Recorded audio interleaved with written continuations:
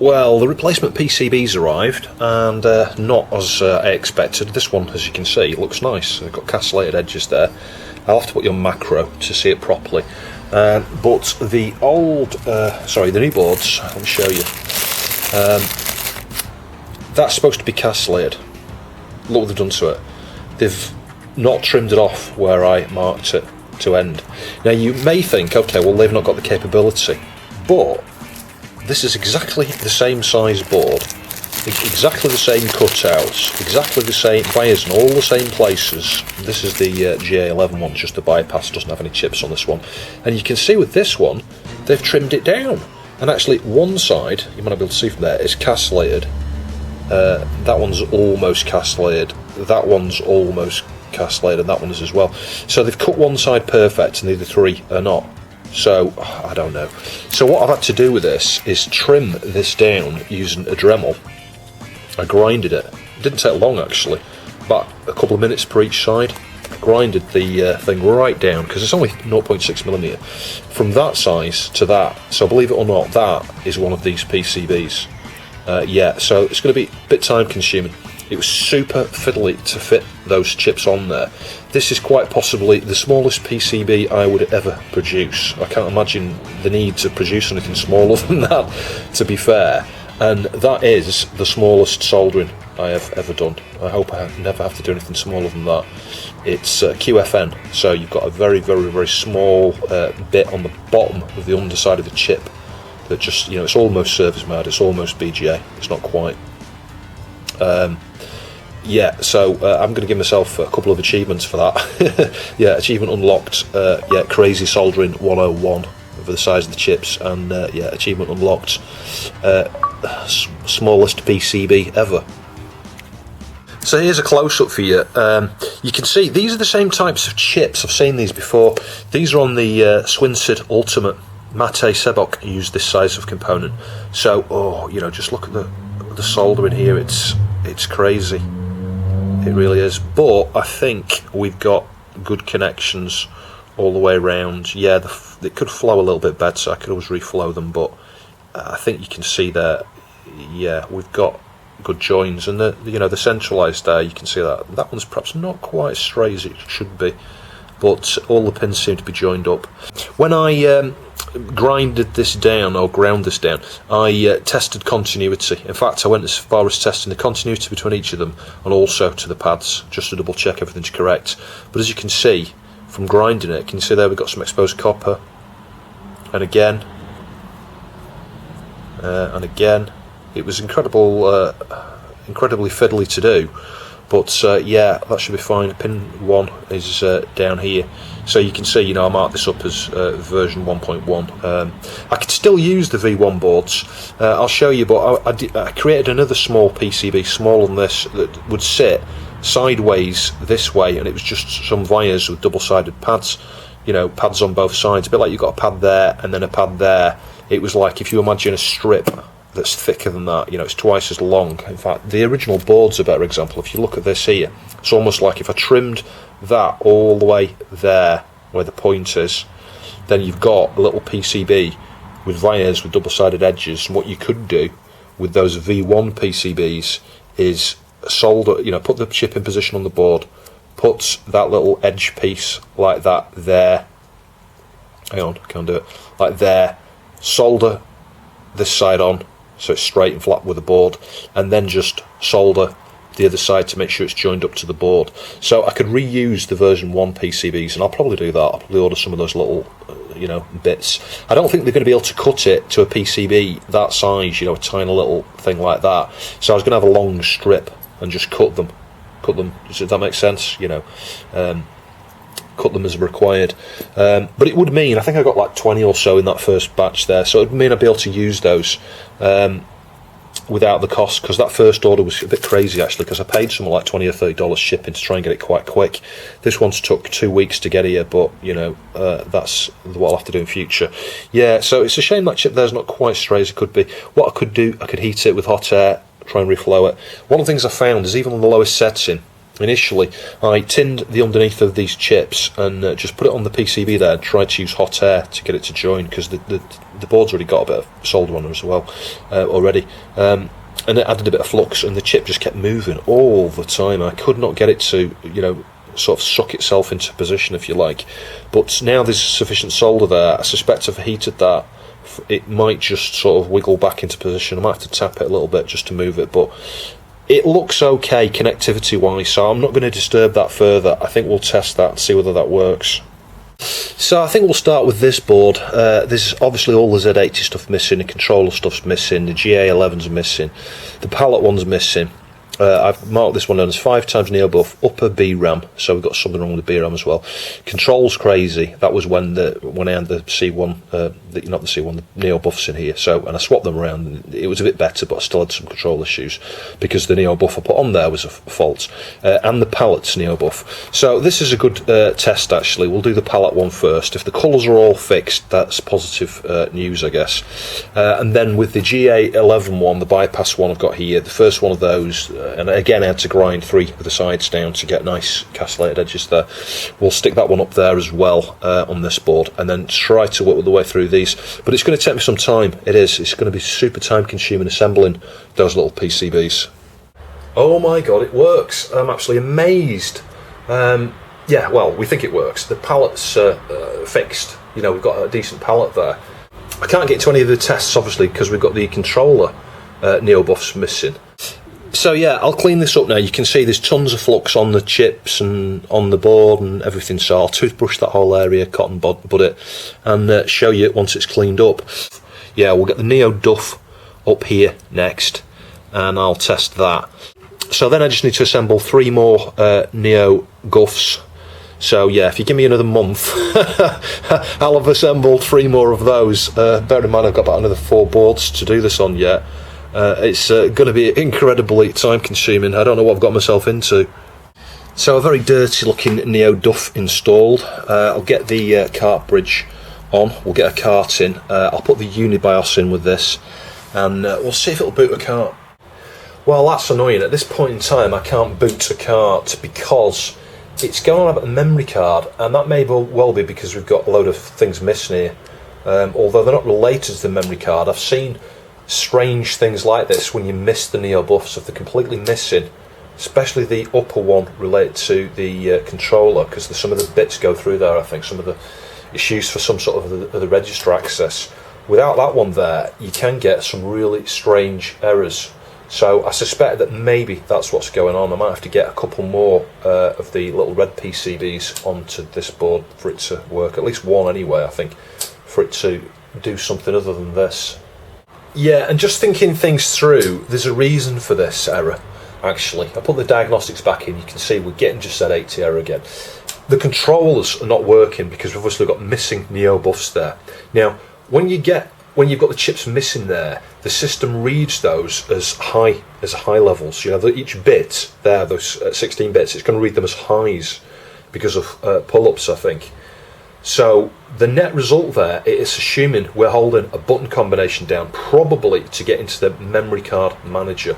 I think that's why that error is actually occurring, because I don't think there's probably anything that occurs at boot where it would go away and check the memory card. I don't think that happens.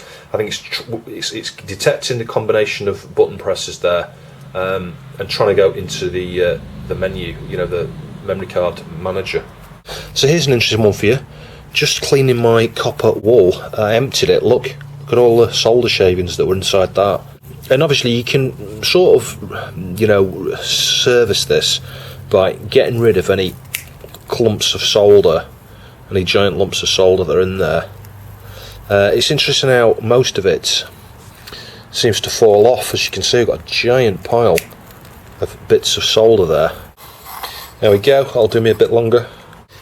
So I'll try and show you what I'm having to do with these. Use the Dremel. Now I could cut it down. It's really hard to do this through the camcorder this way actually. But yeah, can you see how easy it grinds? So it's a case of grinding it down. Wear eye protection, but obviously I've got the magnifier in between. Yeah, so I've ground it down to just outside the second via there. Use a sharp knife like this, because those tracers, they still stay stuck on, so you've got to sort of just go across the top at an angle like that, just to detach any tracers that are still hanging on.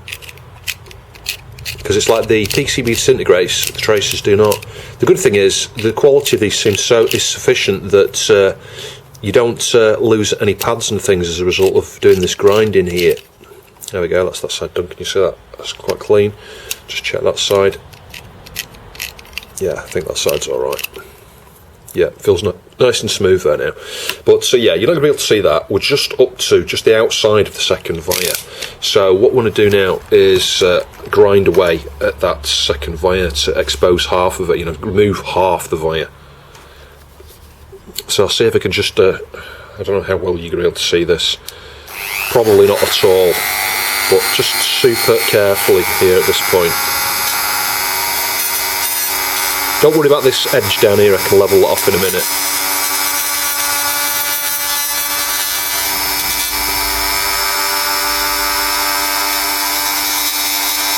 I'll see if I can do one or two just to show you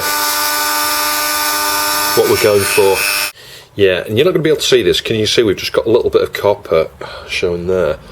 Now, the fiberglass pen, periodically, just use the fiberglass pen on the edge of the board here. Can you start to see, you can just see a little bit of copper at the bottom and a bit at the top. That needs a bit more grinding to expose the centre part, and it will end up looking like that. Can you see that? It's nearly a nice straight line of copper. And again, when you're finished, just go over with a fiberglass pen, and then wipe it with a cotton bud and IPA, because you get like bits of the fiberglass from the PCB and the fiberglass pen stuck between, in the via slot there. But hopefully you can see that's pretty much, it's just all copper. Nice little copper edges there. So we need to do exactly the same thing on each one of those vias now. Once I've done that, I'll show you. I just angle the edges there. Just bring the Dremel in at a corner and just go, and it just levels off any of these imperfections in the edges and stuff, and it should look okay. And as we get near the end there, can you see some of them, like these here, the edge ones, are pretty much all copper. It's like an eye shape. Whereas if you look over here, those two are alright. And then here, can you see it looks a bit dark in the middle? You've got copper at the top, copper at the bottom, dark in the middle. That's because we've not exposed the centre of the via. So those pins, those ones there need a bit more work, and there's one or two over here. But the the edge ones are okay. I'll show you the final result in a minute. That's the side I did previously. You can see that's almost perfect there. Can you see it's a bit dusty, but that's almost perfect. We've got half a via on that side. But yeah, I mean, it doesn't look very straight, but it'll join up perfectly when I've got some solder and stuff on there. But yeah, that side just needs finishing off. So the next thing I did in terms of assembly is put the chip upside down on here so that I could see the underneath of the pins. I'll probably show you that in a minute.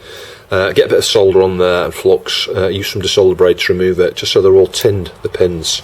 So I've got the chip on the PCB there. It's a case of using hot air just to get it in place.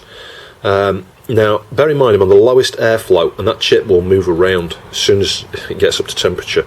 So I need to inspect, so I'll have to do this off camera, inspect with a magnifier and use a small tool, just try and move it to get it exactly in the middle. Once I'm sure, it's moving already, see that? It's shifted, look, it's gone all over. Yeah, this is the problem, I'm going to have to do this off camera. Once it's in place in the middle, I'll remove the hot air, and then at some point it should cool down and stick into the right place, probably by the solder on the centre contact, I would think, because there's not enough solder on there for all the pins to join. Paste would be a better idea. It might just pull itself into position then. I have got some, but once it's in approximately the right position, well, definitely the right position, there's no room for mistake on this really. I'll let it cool down, and then I'll manually float the other pins, and I can show you that. It's kind of sucking itself into position there actually. It might be almost there, I don't know. Still doesn't feel right. Anyway, I'm going to have to do this off camera, I can't do it this way. Yeah, so there's a one I've just tinned, you can see, and use the desolder braid to remove the solder. Yeah, it's stuck on there now. Yeah, super fiddly to work with these. I mean, this is not really the right way of doing it. The easy way is to just get solder paste and flux on the board and then just heat with hot air. But I've not got a lot of experience at using solder paste, so yeah, that's the best I can do for the moment. So we'll get that on the PCB, heat it up again, wait for it to join, and then manually solder the contacts. I'll see if I can show you me soldering it once I get this next one on there, actually. Oh, I've got to get it the right way up. I'll need to clean the flux off. The other thing is, once you've got flux on there, you can't read the part number or see the dot to find pin 1. Pin 1 on these PCBs here is just marked with a tiny, tiny, tiny 1, which is, I can't even see it from this distance. I think it's up this side, actually. Yeah, I think it's that little 1 there. Wow, it's crazy. We still haven't got the Neo-Buf there for the second part of the controller, start and selects and stuff, and we're missing the one for the Z80, but it's actually working. So this has got 2 Neo-Bufs there, and the bypass and the GA11, and carts are booted. Switch this off and on, you'll see there's a few things to point out. You get this here, because obviously it thinks you're pressing, I don't know, start or select or something. You can just resume that or force AES. Might need to force AES, I don't know, let's just try that. But it is actually booted. Amazing. So this is one of the crazy errors that I talked about before that you can get when the Neo-Bufs are missing. So you'll see it's going on about MMIO, you know, memory manager, I think that means. So this is the same issue we were seeing there when we used the Unibars a minute ago, actually, just a different, you know, different way. And it's because that second Neo-Buf is missing for the controller ports there. You know, I think it relates to one of the registers or something, and I think the start and select buttons certainly. But if I let me think, if I hold down A, B, C, D, switch it off and on, that'll bypass that, and we get this. Now those are greyed out, MVS only, MVS only. It's detecting it as AES, I think, because we're still missing a couple of things here. You know, certainly that Neo-Buf. But we can do the controller test. Now, bear in mind, this is the one I've just replaced. There's a Neo-Buf. You know, I think a Neo-Guf dealing with this. So left, right, up, down, A, B, C, D, and if I hold all 4 down, move the directions around as well, you can see it's working. Fantastic. I'm really pleased. I can't believe I got the wiring and stuff right first time on that, and the soldering, and the grinding with the grinding wheel there. It's amazing. Obviously we can't do select and start because we need that second Neo-Buf. They're doing nothing. Press select, nothing, and start, as you can see, is registered as a high there, and I'm not pressing it. So that's the next one. I'll just get 2 more chips onto that next PCB, and we'll give that a go. So yeah, we're getting there. I've just replaced the second controller Neo-Buf. Now there's a bit of correction, because you'll see, watch, we get that same error. Now, so it's not the start and select thing, but we do have, I'll show you, if I press start and select, we can reset the system. So start and select are working. Now I think it's because it works in conjunction with perhaps one of those 273s, maybe. I thought they were both used for the Z80, but I'm not 100% sure. But what I do know is if you hold down A, B, C, D, select and restart, it's those aren't blacked out like they were before. So that's one change once you get that Neo-Buf there working. And if we do the controller test, we should now see select and start, as you can see, working. Obviously I pressed them both at the same time then. But you can see, other than that, it looks like most tests are passing actually. We can do colour bars, WRAM. Now originally this gave a backup RAM error at some point, and I think that was a red herring because of the Neo-Buf's messing everything up actually. That's working. Palette. It's have new palette RAMs, this one as well actually, because I think one of the palette RAMs had failed. That's okay. VRAM. Yeah. 2K VRAM. Fine. Well, it's super annoying. I had a Z80 error, despite having swapped that. That got rid of the MMIO error, whatever it was, but we still had a Z80 error, so I swapped out the Z80. Same problem. Removed the SM1. Same problem. Thought it should actually boot without an SM1 actually. A random number of, you have to boot it a number of times in order to get sound. But eventually we did get sound, a crackling, really large, like hissing noise, and that is super hot. So we've got a faulty YM2610 on there. So I won't be able to repair all these boards. It's going to be impossible. The volume of these chips, I would say on about 4 of the boards, nearly all of the Neo-Bufs, I think most of them, all the Neo-Bufs need replacing on like 4 of the boards at least. We're now going to need a 2610, so I'm going to take that from one of the boards. I ain't going to even take it from my 1 or 2 spares I've got.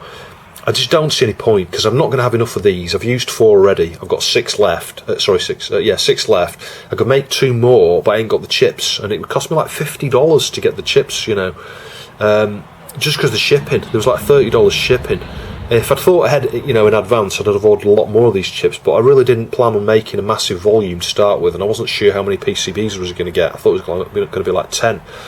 So yeah, I mean, bear in mind I've got some of these, so I could, on the 2 or 3 or 4 boards that have got one there, you know, I could remove the Neo-Buf chip from there and stick one of those there.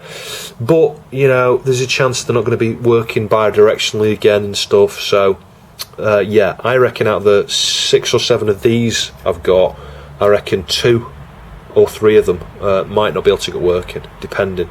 We might be able to get like 1 junk board and get all the others working, I'm not sure. But it's frustrating, because after going through all of the work that's been done to this was the spares board originally. You know, it's had some pallet ROMs reintroduced here, because I borrowed the pallet ROMs from one of the other boards. It's had these 4 replacement chips here, you know, the Neo-Gufs. It's had the Neo-Duf put up here. At one point I had a Neo I0 removed, because I think I just wanted to rule that out on the 1F board. It's had the mask ROM there removed. It's had the 259 removed and replaced. The op amp replaced. The D0 has been on this board from another board. So, but anyway, in general, I think what's happened with these, I think these have been overvoltaged. I can't think of any other reason why you'd have so many Neo-Buf failures on this board, and a YM2610 as well. It's not like this is on the same bus as those. It isn't. This community, well, is it? Technically, I'm not sure actually. I don't think it is. I think the data bus might be. Yeah, so maybe one of these Neo-Bufs has killed that as well. But you see, that then doesn't bode well for the other boards. Have the other boards got a faulty YM2610 on there as well? Yeah, so maybe some faulty boards out there are just for spares. You know, I've been talking so far from a perspective of, you know, trying to understand the fault so you can repair it. Yeah, but when you've got a really large volume of things faulty from maybe an overvoltage or something, it's only worth using it as spares, really. The amount of time it will take you to get it up and running, and obviously, you know, you've got to get those spares from another board anyway. Frustrating. Well, it's seriously stressing me out, this Neo Geo. Last night, when I was experimenting, trying to get the sound working, it was looping, and the sound was going die, die, die, die, die, die, die, die, die, die. There was not even a cart in, and it was saying die, which really, it disturbed me, actually. 20 minutes later, or an hour later, I think I was taking some stuff upstairs, and I tripped on the top step, flew headfirst into the wall, the top flat part of my head hit the wall. I've had concussion ever since. I felt really pretty rough actually last night. I was considering going to hospital. I felt a bit sick for the first 20 or 30 minutes, and then it eased off. But back to this morning, at least we can listen to the radio now.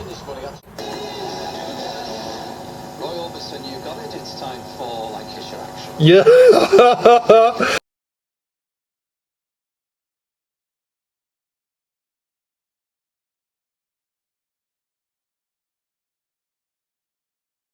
Really interesting. There's no trick going on here. This is me just literally connecting to the volume part here, and we can listen to the radio. I wonder if I can leave it balanced. Can I? Will it balance? I shouldn't be doing this because it's conductive, but does it need me as part of the tuning here? I'm not sure. Certainly got to be sat in a very precise spot. I wonder if I can support it. Let me try and support it with a car. I'm just curious to see, am I part of the tuning for this here? Yeah, it would seem so. It would seem that it's me that's tuning the thing in, not just the screwdriver there. Anyway, you can see now why I ground these crystals on these boards, because this is the sort of stuff that's flying around in the air that can interfere with things. Anyway, So where are we at? Well, I'm not sure whether this has got an issue or not. The Neo-Buf that I've, Neo-Guf that I've fitted here. I've done some work to check. I've checked the connectivity around it, measured all the pins and stuff. There's no shorts between pins. We've got connections, from the board to the PCB. I did, for good measure, reflow these a couple of times. I removed the SM1, did the SM1 bypass. You can see here a socket at the YM2610 because I thought that was the cause. It was getting a bit warm, but this one's the same actually.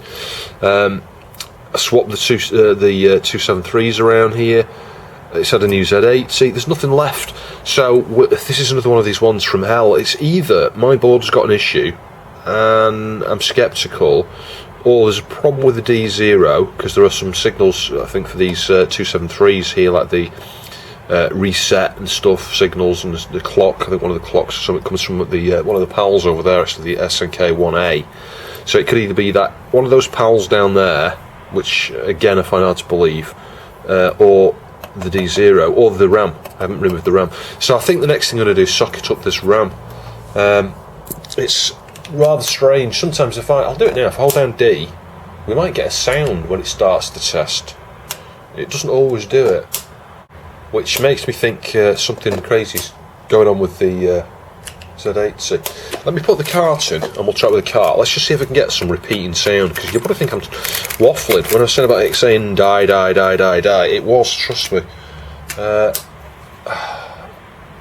in fact, at that point, it didn't even have a cart in, which was more mysterious to me, because I was like, how on earth is it playing a sound when there's nothing even on the bus there for it to do, It was really confusing. See, look at the values we're getting back there. Expected 3C, actual FB. They're not even similar. It's very strange. Maybe it is just a RAM fault. Maybe the Z80 RAM's knackered.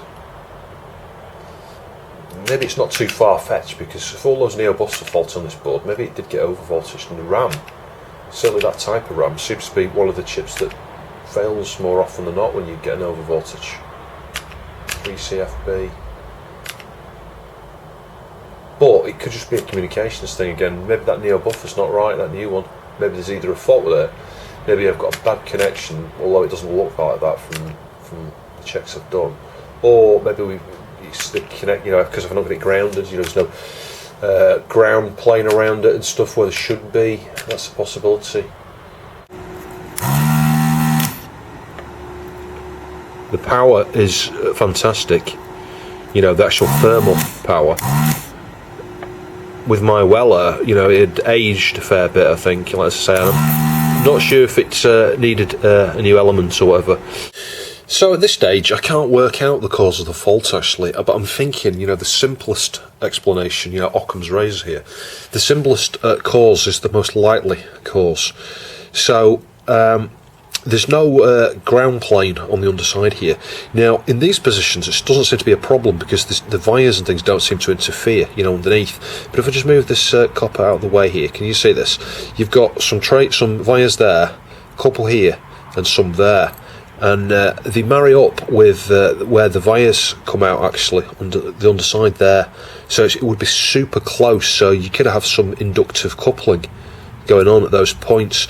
So yeah, I think what I'm going to do is I've just cut a piece of copper tape and I've measured it so that as long as this is stuck at precisely like that there, so that it overlaps the wires in those three locations, I'll scratch a tiny bit of the solder mask off here, and then what I'll do is I'll mask off with Captain Tape most of it, so there's just a tiny area for the smallest bit of solder to join up, otherwise we'll have a lump.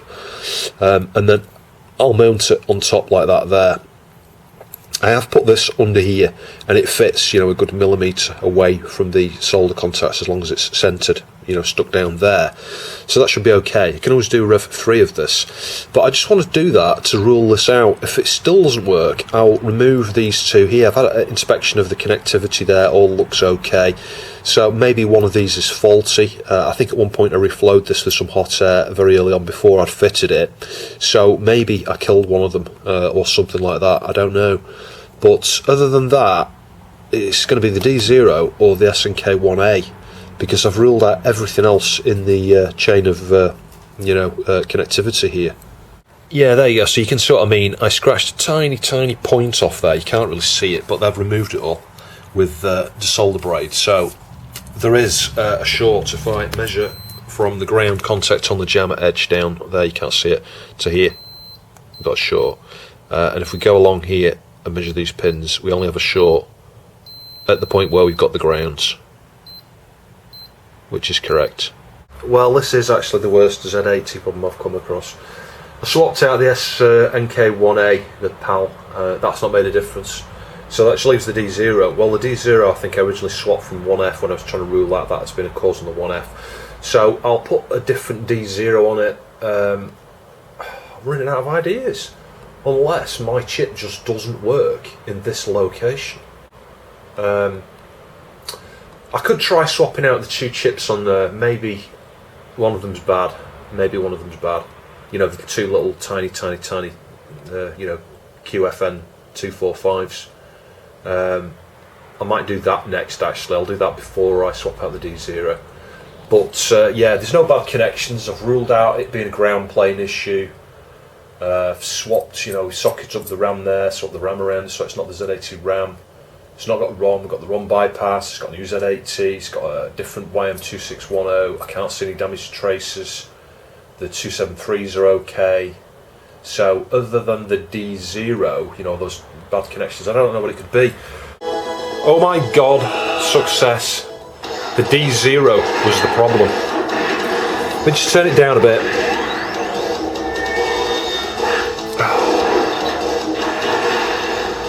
Sorry, it's hard to turn the volume down there. Yeah, the D0 was the final part of the problem, but we've still got an issue because it's going on at the SM1, it's failing the diagnostics, but then occasionally it passes the diagnostics, and I think it's the SM1. It's hard to believe how many things I swapped out on that board before we ended up at the right component actually there. But my replacement Neo-Guf works fine, as you can see, or as you can hear rather. Sweet. Yeah, swapped out the SM1 and it's totally reliable now. Switch it off and on, we should get sound. Skip the junk that there, hang on. Yeah. I'll run the diagnostics just to be sure, but I'm sure that was the last piece of the puzzle. So the D0 and the SM1 on this board, crazy. These boards have absolutely been hammered. They've definitely been overvoltaged, and it's frustrating as hell, to be honest. I have spent an absolute ton of time on this one board, crazy amount of time. I've got really stressed with it. Anyway, I'll show you the diagnostics now. So with the M1 diag, perfect. So yeah, just to clarify, so the reason the D0 was an issue, the D0 connects as I think one or two, I think that's two connections actually, to the 273, those latches there. So if those connections aren't working properly on the D0, you'll get problems with the communication channel. But you see, this drove me nuts because you've got to bear in mind, I was unconfident as to whether my Neo-Guf, you know, the red board there, would work. But yeah, this board is now 100% operational, thank goodness. The underside is the next job. Look how dirty, you know, obviously flux around there, some around here, somewhere to put a socket on here to get the diagnostics ROM, and the PAL up here as well. So yeah, I'll show you that in a sec. Yeah, I might need to shrink the size of the solder down on there a little bit, I'm not sure. Quite large on the solder points down that YM2610, but you know, I'll go with cotton buds first, and then you've seen me do this, and I've said the same thing so many times throughout my videos. Just pour a cap of IPA over there and brush it, you know, with a brush. Different directions there, just to get in between the nooks and crannies, and you'll get all of the flux off that way, and it'll just look super clean and tidy. So we'll need to play test each one of these boards for a number of hours, I think, before I'm 100% sure, but it's reliable, there's no problems at all. You can see it's all cleaned up now. It looks an awful lot better, actually. So quite a thorough clean. I've cleaned the slots up as well, and the interconnects on both sides there. There's perhaps just the odd bit of dirt around there, but actually that's pretty clean now. It's the same on the underside. I focused on where all the chip connections were, you know, where I've replaced and it'll fit the sockets. here. Yeah, it's looking pretty good actually. There's just the odd mark of dirt. Can you see here in the light? It's a bit dirty. I've not focused. I've not cleaned the whole board. I've just focused on the areas that needed it, where there's been any corrosion or spills or oxidisation or flux, etc. But yeah, so I'll test it briefly with the Unibars, and then I'll put its main BIOS back in. You know, the standard mask ROM, and put this one to the side with a you know, plastic housing, ready to test later. So I think that makes 4 boards so far that I've managed to get working. So there we go, the board's back into its housing now. I've not screwed it on yet, but I've put the mask ROM on. If I switch it on, plug in the screen, you see the green screen there's normal, and it's working. So I'll need to press the credit button, I think, on the super gun. But yeah, I think we'll call that one a success. So the next 2 boards might not be as tricky actually. If I show you what's going on with this one. See the blue tint? We've got a palette problem, so I think it's going to be the Neo-Buf again. But the main thing is, can you hear the sound? We actually have sound. And I think we've got controls as well. So yeah, this one might be a bit more manageable than the last board has. And in fact the few before that I've looked at, where I've removed a ton of Neo-Buf chips from. Yeah, that's looking positive. So I've ground down the edges on another Neo-Duf here, and I think what I'm going to do is remove the one from here, because I've tested with the car, as you saw, it's like the screen was all like shades of blue, and I'm going to swap this out. Now this has been swapped a couple of times, I think. In theory, it might not be that. That might be okay. I think it is that actually. But we do know that because it booted from a car, that certainly works in one direction. Bi-directional, we're not 100% sure about, but I think there's a good chance on this board the Neo-Bufs might be okay. I think it did have one with had a problem with the control. In fact, originally this board wasn't booting, so it was a combination of these here. I think the Z80 sounds good. So yeah, I'm going to remove that next, then remove that. Put this there and put that one there. So after about 2 minutes here now, we're just about temperature, and you can tell if I just see a tiny bit of leverage there, not a lot. Just listen, you can hear the pins start to free off. Yeah, click, little click, click, click. But you're not trying to force it off here, just the ever so slight amount of lift. What I try to do is avoid having to overheat the chip. Some people will heat and heat and heat and heat and heat, and then only when you can actually just move the whole thing around, then they'll take it off. But that way you're applying a lot more heat for a longer period of time. If you do it the way I've just done there, as long as you're super careful, won't have done any damage there. That's just solder. So we'll remove the solder now, and we can get this little PCB on there. I want to remove as much as possible because I want to get the board with the castellated edges flat as possible, just to make sure it's easier to apply. You know, you get a much better fit with those castellated edges when it's as flat as possible. So I'll try and show you on this last side. Well, I can't see what I'm doing, but we'll give it a go anyway. Yeah, just get a fairly large blob of solder on the tip there, and we can literally just drag solder across there, and then dab in, dab out. Also heat the wire edges on the top there, but hopefully you can see that's all that is to it. It really is that easy.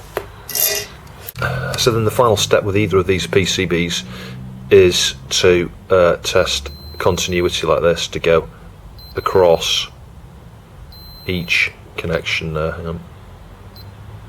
Yeah, to make sure you've got a join and that you're not short to the pin next to it. So we'll get the palette Neo-Buf on first, so we'll just get a bit of solder, and as you can see, just a bit of drag solder in here, where I've not got enough flux there. Obviously it's joined up, but yeah, look at that, just a bit of moving around there, and you can even it up. Fantastic. So I'll just do a few sides. So the other thing I want to point out about this is the select and start works, so that would indicate that that part of that chip is okay. And the palette, can you see it's like a pink tinge? So whilst we've got, put the colour bars up, you can see the colours are okay, but there's a tinge. I think I know what that is. When I first got this board, one of the things I did is I've been swapping around the 273s on the video output side actually, and I suspect, I could be wrong, but I suspect I've mixed in a HC 273 with what should be an LS 273, and I suspect that the level there is affecting one of the colours, it's the level on one of the colours. Maybe the red is too strong or something like that, that's why, or too low. Too high I would think, because if you look at the white here, it looks like we've got some red in it. It's not white, it's kind of pinkish. I think that's what that is. We'll rule it out, but just to prove a point, if we run the palette test, that passes. So that shows that the Neo-Buf we moved from the GA11 spot there has solved the palette problem. It's just curious how we now find when we reset it, we get this MIMO, MMIO dead output. That is worrying me, because we weren't getting that before, but then again it was stopping at the palette error. So yeah, we were always going to get another error if there was something else secondary occurring, because the nature of the way this works, it stops at the first error. This is one of the problems. You can deal with one problem and then you uncover another. I think what we'll do is we'll just go back into the controller test, because like I say, that is pointing towards the Neo-Buf on the controller actually. Now we know player 1 works, that's all the directions, A, B, C, D, all held down. That works. Select and start work. So I'll just change it over to player 2. Yeah, you see player 2's not working. Can you see this? See this down here? These directions, they're all stuck. So yeah, that means that the Neo-Buf on the controller is still not right on this board either. So I might have to make up one of my little PCBs for this. Yeah, this is one of the ones that was just given like a solid coloured screen, and then I think we got some lines coming through it, and it was related to the palette side of things. It was this chip here. We swapped it out for one that was not doing the same thing. It was giving us a blue screen, but we only got the blue screen when I swapped the pallets RAMs around here. But at the same time as I was ruling these out as well, and I swapped this one here. This is they've got red mark on these. So okay, they were tested on a previous board, but what I didn't spot is this is a HC 273. That one's an LS273, so the HC one's going in the position up here with the Z80, LS one's down here. And whilst the timing probably isn't the issue here, it's going to be about the levels, I suspect. It's about levels, because these are used for the RGB output actually. So I'll swap that one back over to an LS273. I think I've got a spare one of these somewhere. So I've got the old 273 off. This is the LS273. Just get it into position. I'll clean up once I've done this. I might reflow these two chips here as well and clean up that area. So I think the only thing, like I say, remaining on this board will be the Neo-Bufs in the controller area. One or both of them, I'm not sure which yet. So it should be super easy to solder this, I think. Although we have got some of the crusty old flux still interfering actually. Yeah, if I hold down ABCD, we'll go into the colour bars. There you go. It's back to white against the pink. So if you get problems with the colours, you need to be looking at those 273s. Because obviously those are feeding your RGB signals out there. All the palette RAMs or the Neo-Bufs relate to the palette RAMs, but in general, if you had one colour missing, it's probably going to be one of those 273s. So I'll just clean up around there now. Get some IPA on a toothbrush. I've gone around with cotton buds first to get it all of the main flux of the majority of it. But doing it this way, we get right into the corners and in between the pins and stuff as well. As I say, I replaced the label on my diagnostics ROM later because it just looks a mess. It's pretty good.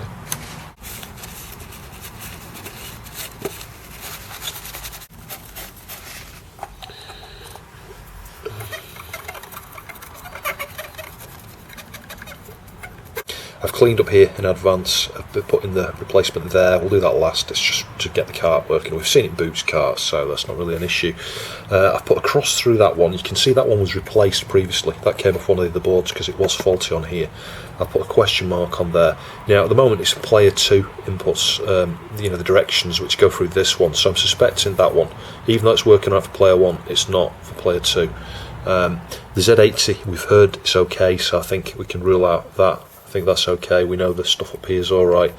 But this is the one that's got a problem with the clock as well. It's the one I showed you before. It was waiting for a calendar pulse. We got a corroded trace there and a tinned wire here, as you can see. I think I put a little wire through the other side actually just to join onto that. So I need to just clean up and inspect around here. I'll clean up that little corroded trace wherever it's gone here on the clock chip. So over to pretty much the last of these 1A/X boards. Yeah, this one originally was getting a red screen, then the lines were sort of starting to come across as well as it being red. Again, I sort of guessed that it was going to be a data bus fault on this one again with the Neo-Bufs.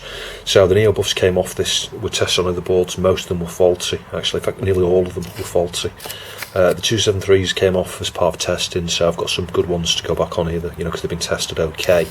It had new pallet rams as well, and the PAL down here, the pallet GA for Neo-Buf has been swapped.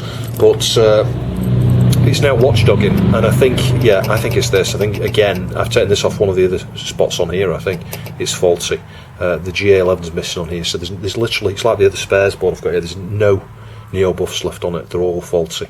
I think what happens with these is, because they're on the data bus, if one of these fails and you've got constant highs on the number of pins, it's only a matter of time before other things on the data bus, and these transceivers are obviously switching directions very, very fast.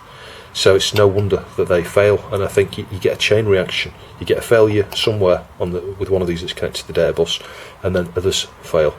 I suspect that's what's happened. It could be over voltage, but I think it's more likely that the relationship there is the data bus. It's strange. Some of them aren't on the data bus, are they? There's an 8. Well, yeah, they are actually. Yeah, I think all of them are on the data bus actually. I think about it. Yeah, one side is. So if the side that's interfaced with 68K fails, yeah, you get a problem with anything else on there. In theory, you're at risk of killing other things that may connect to the data bus, but the other chips seem to be a bit more resilient than these Neo-Bufs. So yeah, the next thing I'm going to do, because this is now watchdogging, and the display, I get either a purple or a green tinge. You see the connections here? It's awful. The colour, one of the colours or two of the colours not making a good connection. Yeah, I might have to get one of my little boards ready to replace this with, but yeah, it needs to come off there. We'll be able to hear whether the watchdog's there or not. That's a good test, I guess. Maybe I can boot the diagnostics. We might hear a beep or something like that. I don't know. Yeah, so without that Neo-Buf, the watchdog stopped. Can you hear? There's no clicking. And we just get a white screen. And that's going to be correct, I think, because there's no Neo-Bufs there at all. The one for the pallet in particular is missing.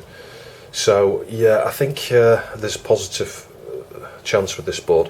I did just probe around the data bus there. I can see activity, it's pulsing. So I think the system is actually running.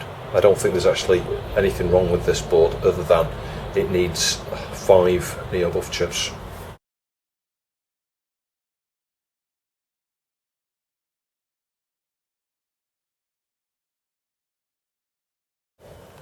Yeah, so my thoughts were correct there. You're not going to be able to see that because of the contrast. If I move this up, can you see it's going Z80 dead, and obviously we've got this blue again, which shows that the pallet is not right. So the Neo-Buf itself actually is not functioning properly.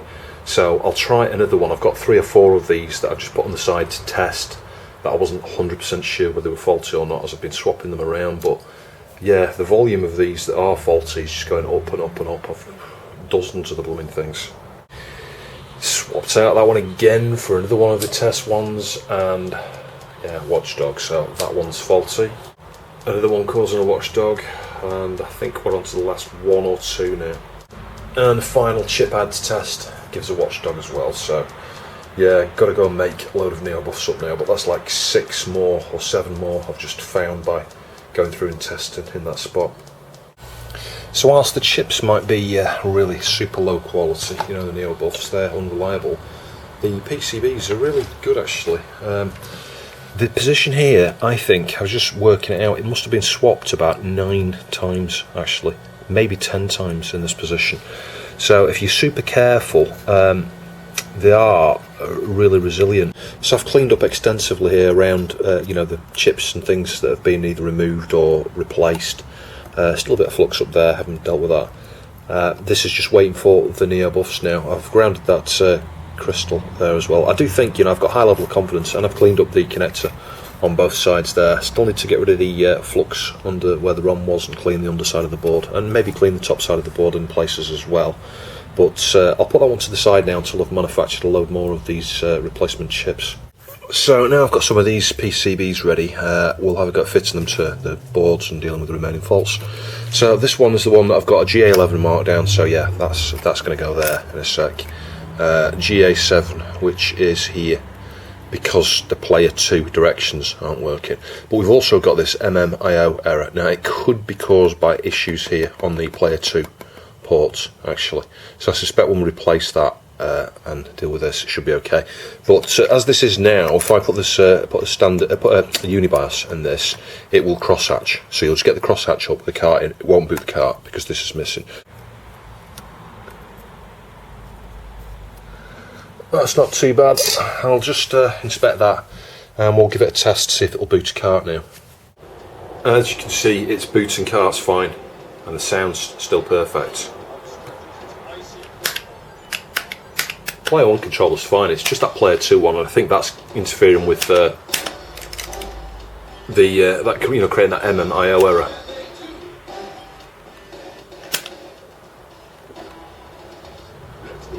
Yep, sweet. So that was GA11 tested on that other board there. Obviously still got that MMIO error. We'll deal with that later. I need to remove the chip in this position, this position down here on that board, and swap it over. But in the meantime, we'll jump over to this board now. This is the one that's got no chips, no Neo-Bufs left on it at all. Yeah, heat this up for a minute or two. It may fly off at an angle. I might need to just move it with a tool here. But when it reaches temperature, it might just, well, I think what's happening here is that centre ground point is adhering and just holding it in position. So I've got your macro here. I'm going to try and not touch the lens of the camera. I am that blooming close to the thing here. And we'll just drag across. You see that? I'll just turn the tip of the iron that way. Yeah, and the solder flows there. You probably can't see that, it's so small, even with macro you can't see it. We'll do that inside now.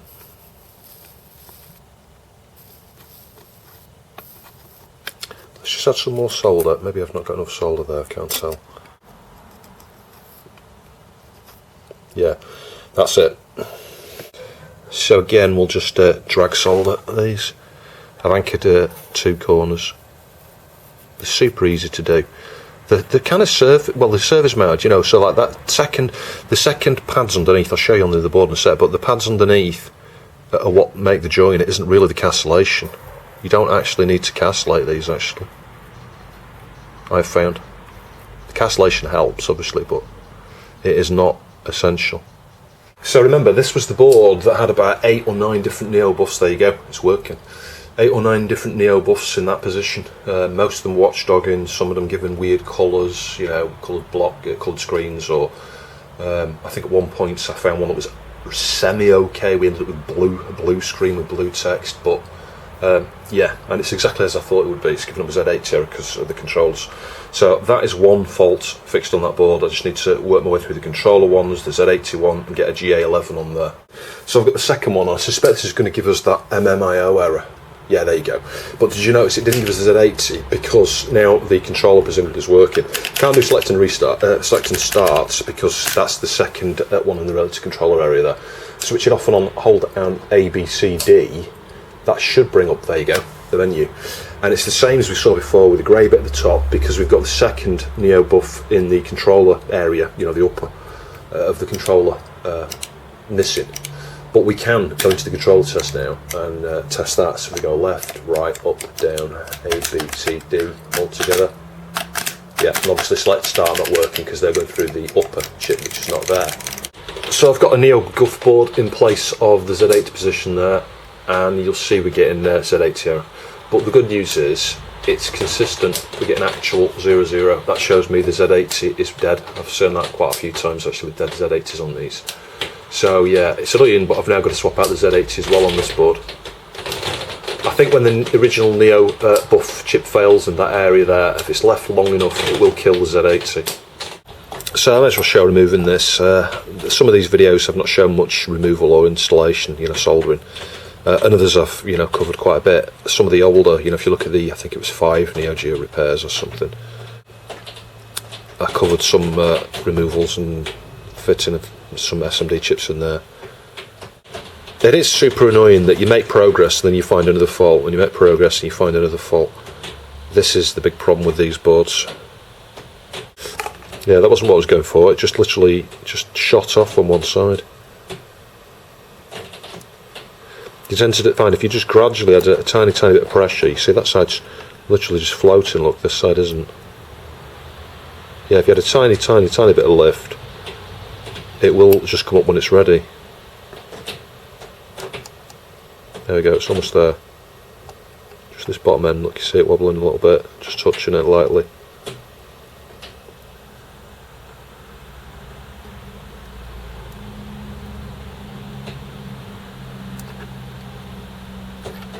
There we go. Now it's deceptive, it looks like we're on the carpet. You might be able to see that we're not. We're a good half a foot off the carpet here actually. But yeah, I've had some flux to the end of the desolder braid there, and just going over, sucking up the solder. So this one I've got a red marker on it to show it's okay actually. I think I tested this on one of the previous boards. And we can literally just drag solder. There you go, we're going to have a big lump on one side that needs removing with braid, because the pitch is so fine that when you get to the bit of solder where you've anchored it, it's invariably joins 2 pins up. But you can see the technique there. I'll do the same on the other side, use a bit of braid just to remove that blob. So for now I put one of the Neo-Gufs in the second controller position there. All tests passed. Yeah, I moved on from the Z8 era because I thought I'm just not getting anywhere with it. I could have a faulty 273, it could be a faulty D0, it could be a fault on the SNK 1A, one of the panels I guess. Anyway, let's try it with the sound testing again. Let's just see, because we could have had a red herring, maybe it'll work alright now. So let's see what happens with the sound test card. Oh wow, it works. So yeah, it's a good job I didn't spend too long looking at that actually. So it wasn't the Z80, I don't think there's anything wrong with the sound side, it was just the fact that without that second Neo-Buf on the controller side there, for the starts and selects and stuff, and the register that it uses elsewhere I think, then you'll get problems with the sound side. So that board is totally fixed now. The one final thing I need to do is get the bypass chip into GA11, or PCB I should say, into GA11, and then we can boot again, but that's another board fixed I think. So it never ends actually, just when I thought of it working, we've got some graphics issues. So the fixed layer I think's working, the S stuff. I'm thinking the ZMC, but I mean it could be the Neo GRC. It's very strange, and it's not the cart cleanliness or the socket or the bridge. I've inspected for broken traces, I've inspected for dry solder joints. So yeah, we've got another problem on this board yet. So yeah, ZMC removed. This is the donor ZMC, which has also been removed. I've removed the solder from the underside with the solder braid and flux, just flattening the pins here, just make sure they're totally flat. I'll inspect them, make sure they're straight before I solder them as well, but they should be. Came off dead easy. Just the same way I removed the slightly smaller 48 pin Neo-Bufs, but we'll get that on there now. So the interesting thing is I removed the fixed ROM. I didn't think that was going to fix it, but I removed it anyway, and then I removed the low ROM and swapped that over, and with the replacement low ROM you can see it's almost right. So yeah, I'm not quite sure what's going on there now. We've got like little bits, Let me try reseating the cart and the bridge. Maybe it is nothing but just a bad connection there. Obviously we're missing the fixed ROM at the moment. No, can you see? Which is still not quite right there. But it's a lot better. We never had the Neo Geo logo there before. That looks perfect there. maybe just because it's missing the fixed ROM now, that's what those little dots are from. I'm not sure. Anyway, we'll get the fixed ROM back on. That wasn't what I was expecting though. I mean, it was the last thing I thought. I thought if it's not that, it's going to be the GRC. Anyway, we'll get the fixed ROM back on. We'll see what difference that makes. See if it deals with these little pixelization things. I don't see how it would. Well, I'm not entirely sure what solved that. I reflowed the ZMC, and I reflowed the side of the MGA just next to that LO-ROM. It looks okay, but I reflowed it anyway, and one of those things has fixed it, because you can see the pixels are perfect. I'm inclined to think it was the ZMC. I just had a bad connection on the ZMC there. So, finally that board is 100% operational, but that's been a nightmare. Seriously. All of these boards have been a nightmare. I never want to see another MV1A or AX as long as I blooming live. They are quite possibly the worst of the MVS series, I think. So a quick test after a quick clean up. I'll show you the board in a sec. I haven't finished cleaning it. But yeah, everything is working, I think, as expected with this board now.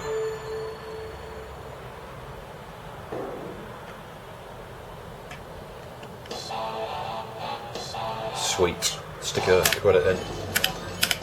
Hit start.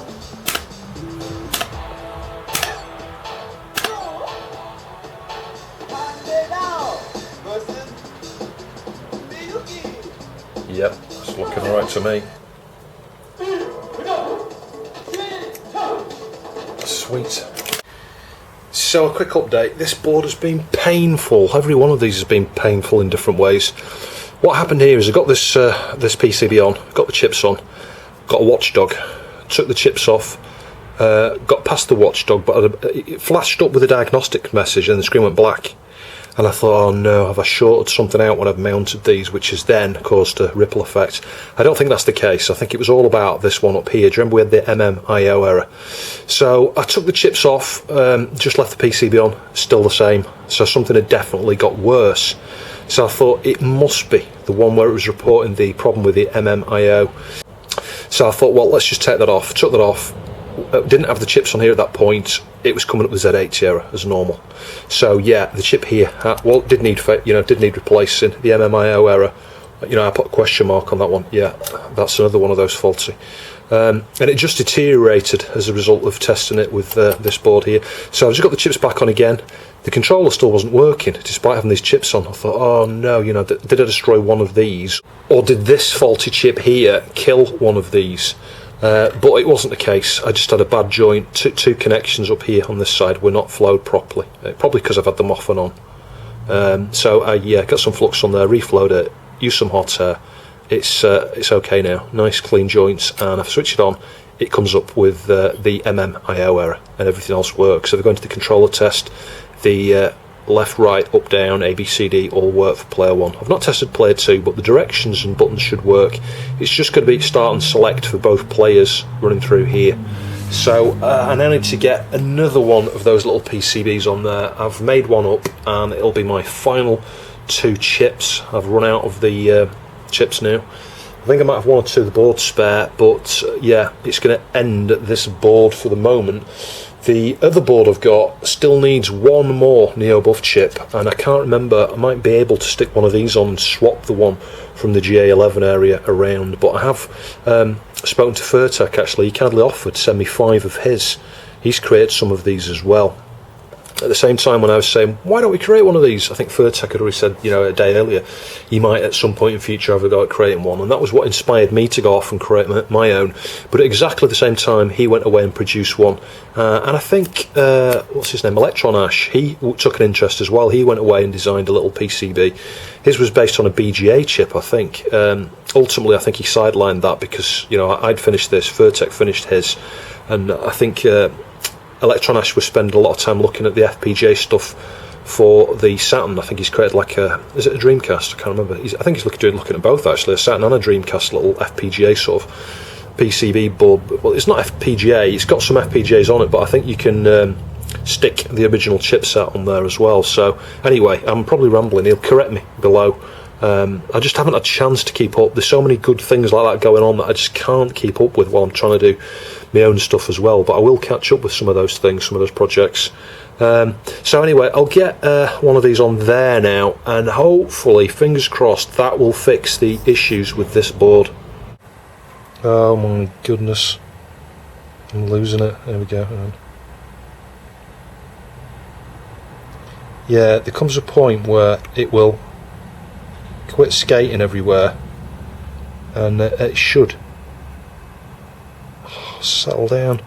So first one, left, right, up, down, A, B, C, D, all together. Select start. So yeah, it works. And if we let it go through the tests, all tests passed.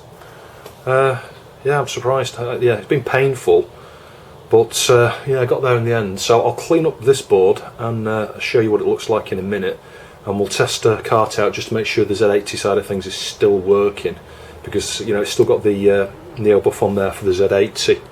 And it's still using the original Neo-Buf, well, not the original one actually, one that came from another board in the pallet area. So I've cleaned up around where I've done the repair work here. You can see it's looking super tidy actually. Yeah, you'd never know I'd replaced that one from a different board, GA11. And I've cleaned up sort of around the offshoots and stuff. The CPU was looking really dirty down this side, and the RAM as well, but yeah, there's a few spot repairs. You can see where I tinned the tracers. So yeah, I'll test this out, and then I'm going to put a little bit of that nail polish just over the area there that I've protected, you know, that I've repaired, and here. Just a bit of a bigger lump there, just to stop anybody pulling that off if they decide to try and clean it with their cotton buds or toothbrushes or something like that. Well, not toothbrushes, plural, a toothbrush. You could use two at once, but it's not going to make much difference. Yeah, so overall, I'm quite pleased with that. We'll just get a Unibias on it now and leave it testing the game for a few hours, but I will thoroughly test each one of these. I'll maybe have a gameplay session different nights of the week on each board and spend 2 or 3 hours on every single board, just playing a few games, testing out the 161-in-1 and the Neo SD on these, just to make sure everything is 100%. So that board's on test, it's working okay. On this board, this is going to be the final one of these that I think I can get working. I'm going to remove the... This is the one that's given a Z80 error. It's had a new Z80. I've ruled out the ROM. You can see that says OK on there, so it's not that side of things. I may have swapped these. I can't remember. I think I did, yeah. So we can rule out those. It's got to be this Neo-Buf, I think, unless it's the D0. Because the D0 connects to some of the clock and reset pins, I think, on these 273 latches. So it could be the D0, but let's just hope it's this. This has still got, well, I say still got, it's got a working one here, a Neo-Buf for the cart. But I think what I'm going to do is remove that, stick one of the Gufs on there, and put that here, because I've run out of the Neo-Guf boards, the little red ones. Is this a Duf? Yeah, this is a Duf, not a Guf. Just to confuse things. But I have got those 5 of the little boards coming from Furrtek. So yeah, this might be one of the ones I have to stick Furrtek's chip there. Everything else I think on this board is okay. So I'll remove that next. So as you can see, it's coming up all test passed. Hold down D and select start. Fantastic. Yeah, it was getting an incorrect response there. I think it was like that D7 versus C7, was it, or something. It was exactly the same as it was in one of my earlier videos on a different board. Well, same board, you know, same model, different board. Oh yes, it works. So yeah, all these 1A X boards are done as far as I can do now. It's just final testing and just little bits of clean-up work, I think. I'll test it with the diagnostics, you know, the M1 diagnostics in a minute. But the sound, you know, you can hear is back. I thought, you know, I had a high level of confidence it was the Neo-Buf on this one, because it was actually the identical error to I had about, I don't know, 4 or 5 videos back when I looked at my own 1AX, where I had a stuck bit, and it was the same bit that was stuck, so I thought actually it's going to be the same problem, I'm pretty sure. Sweet. Well, after a minute of testing we got a Z80 error again. So it would appear that the chip that was at GA11 is intermittent, I think, unless we've got a problem with the D0, because the clear, doesn't that come from the D0? I think it probably does do. I think it goes to the one of the 273s or both of them, I'm not sure. Could be a 273 issue.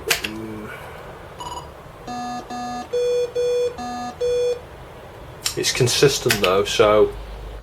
Well, I've swapped out the 273 that connects to pin 44 on the D0. There is a connection there, so it's not like we've got a bad connection. I don't think it's going to fix it, to be honest. I think it's either going to be the Neo-Buf that's given us a red herring, or it has got a D0 fault. Let's switch it on, let's see what happens. Let's hold down D. Yeah, same fault. The difference there though, C3, 3C, 4D, it's not giving the same. Oh god, it's enough to drive you to despair. I think actually it's the same thing, but the clear seems to now be working.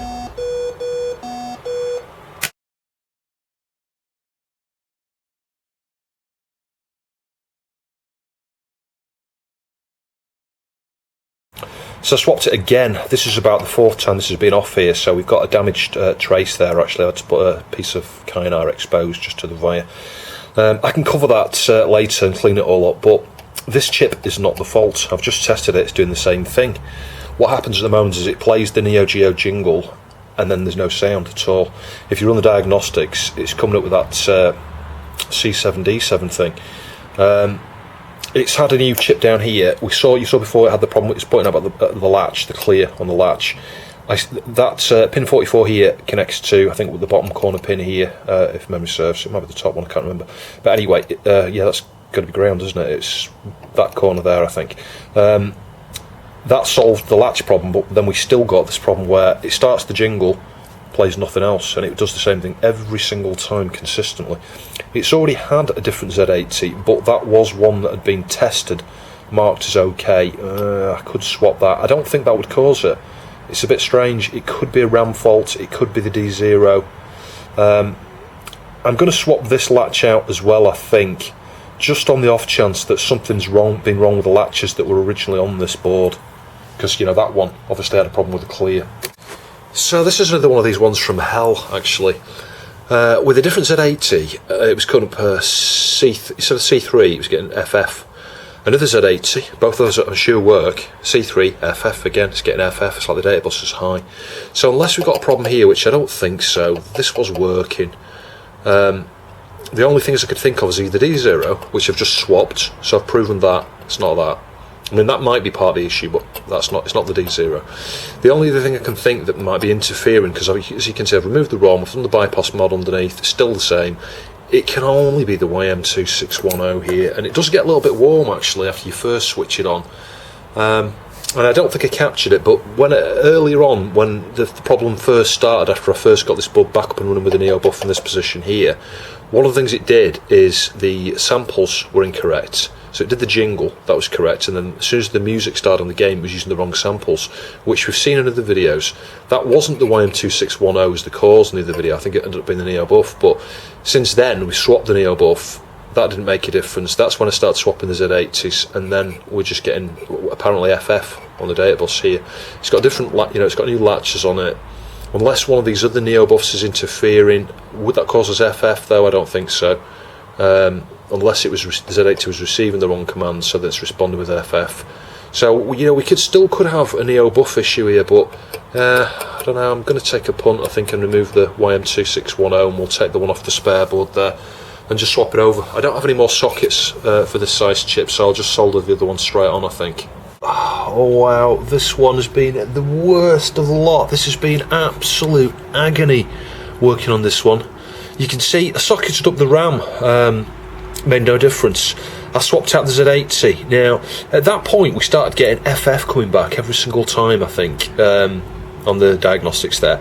So it was very odd. The YM2610 was getting warmer than the other ones, so I thought, okay, let's remove that. So I removed that, I've replaced it with one that works off one of the other boards. off the spare board actually. I removed the SM1, I did the bypass underneath. I did that actually before I removed this because that's one of the last ditch things. I swapped the Z80 a second time as well before I swapped out the YM2610, same thing, FF. So I thought, well, it can't be the Z80. But after I'd done those few things there, I thought, it's got to be the Z80. So I swapped the Z80 out again, and the test passed okay, just like it did before. But when the game starts, we've got the exact same thing, where, and I'll show you in a sec, where it plays the jingle at the start and then nothing else. And it passes the diagnostics. And I'm just going to see if there's a relationship around here to this 32. I don't know what it's doing in this location here. Is it something to do with something further into the board, or is the one gate here utilised by the Yamaha or something? Because that's what I've got my thoughts on at the moment, other than it just being some obscure thing with the Neo-Buf. But I think I've ruled everything out. I don't quite understand what's going on with this. Anyway, I'll show you what it's doing.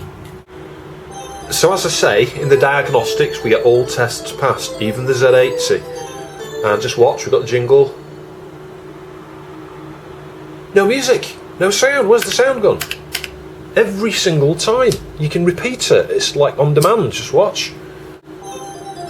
It's very, very odd. I don't get it. I don't get it at all. Because we've ruled out everything. The only thing it can be is either, let's say, a Neo-Buf issue.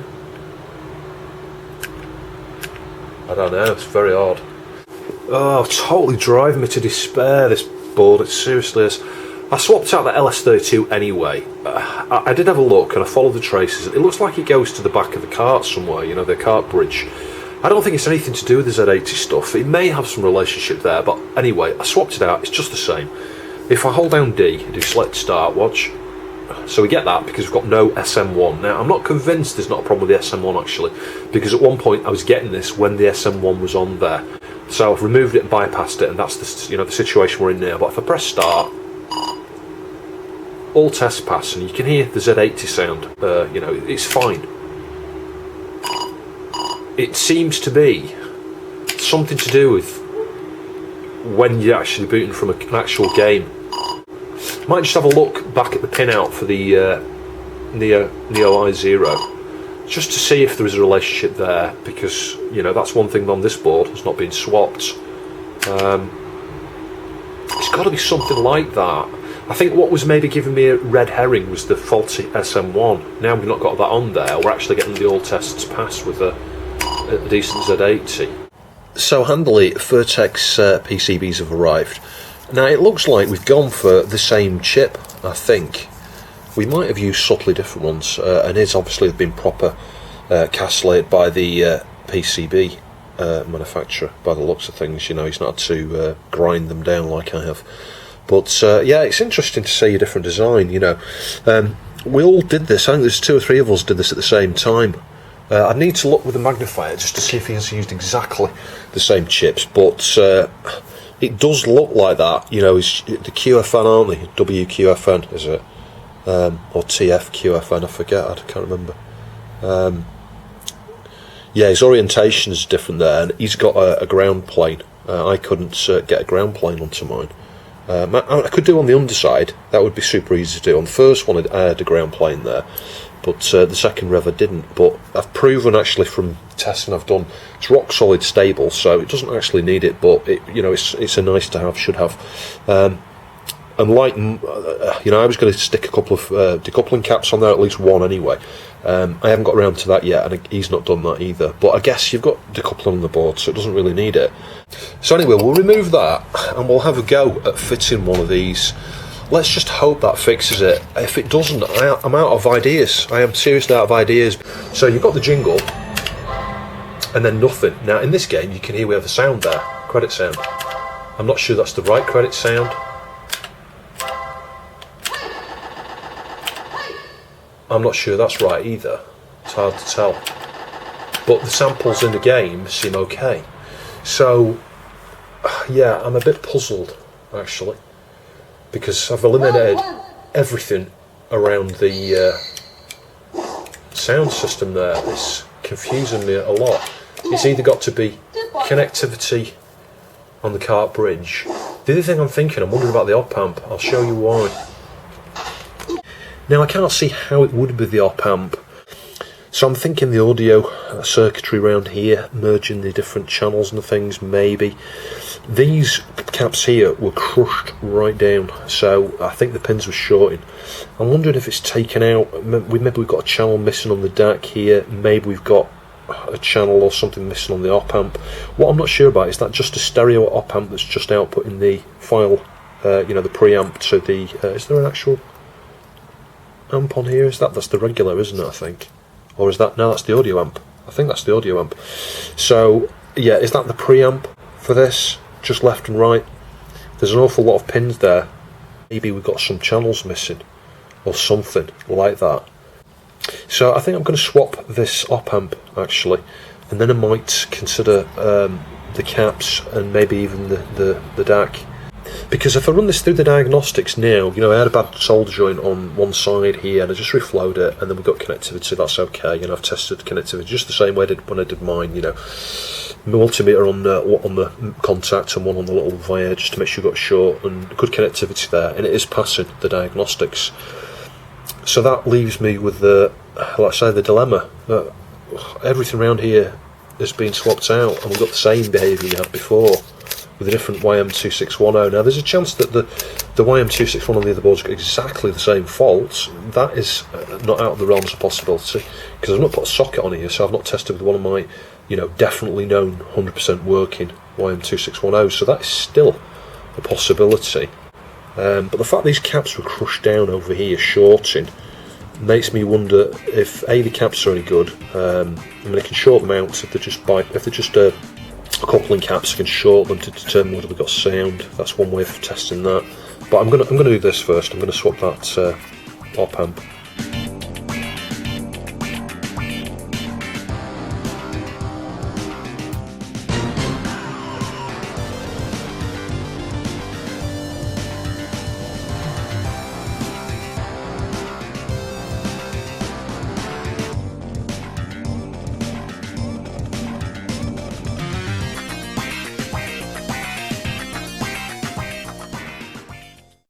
And if you get bored playing the MVS, you can always listen to the radio.